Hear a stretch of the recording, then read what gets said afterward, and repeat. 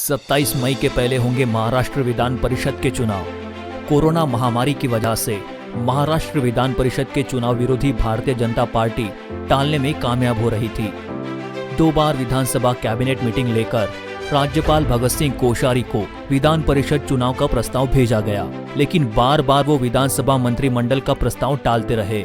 इस वजह से पूरे महाराष्ट्र में राज्यपाल भगत सिंह कोश्यारी को केंद्र सरकार के इशारों पर चलने वाले राज्यपाल ऐसी इमेज बन रही थी। इसमें भी खास वजह ये है, उद्धव जी ठाकरे विधानसभा चुनाव लड़े नहीं।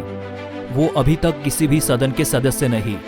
2019 में जब शिवसेना भाजपा से अलग हो गई और कांग्रेस और राष्ट्रवादी कांग्रेस के साथ गठबंधन कर लिया, तब राष्ट्रवादी के शरद चंद्र पवार जी को लगा अगर ये गठबंधन की सरकार स्थिरता से चलाना हो तो मुख्यमंत्री का पद उद्धव जी ठाकरे को लेना चाहिए, वरना ये गठबंधन सरकार अस्थिर रहने का खतरा मंडराता रहेगा और ऐसा अस्थिर सरकार का फायदा भारतीय जनता पार्टी बार बार उठाती रहेगी।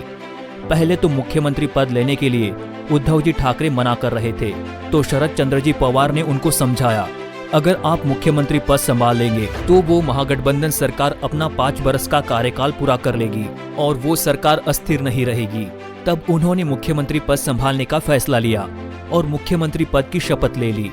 पद संभालने के बाद 6 महीने तक विधानसभा या विधान परिषद का सदस्य होना अनिवार्य है, वरना वो पद छोड़ना पड़ेगा।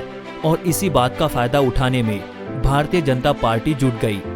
2 बार मंत्रिमंडल का प्रस्ताव भेजने के बाद भी राज्यपाल भगत सिंह कोश्यारी वो प्रस्ताव टालते रहे। इसी वजह से महाराष्ट्र में भारतीय जनता पार्टी के प्रति जनता में रोष बढ़ने लगा।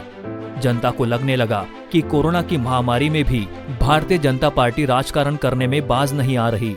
जब ये बात दिल्ली तक पहुंच गई तो पंतप्रधान नरेंद्र मोदी ने गृह मंत्रालय की तरफ से चुनाव आयोग को प्रस्ताव भेज दिया कि विधान परिषद चुनाव के बारे में जल्द से जल्द विचार कीजिए, और चुनाव आयोग ने 28 मई के पहले चुनाव की घोषणा कर दी। महाराष्ट्र विधान परिषद के चुनाव की तारीख 21 मई तय हो गई। अब चुनाव तारीख का ऐलान किया गया, तब महाराष्ट्र प्रदेश भारतीय जनता पार्टी सत्ते में आ गई।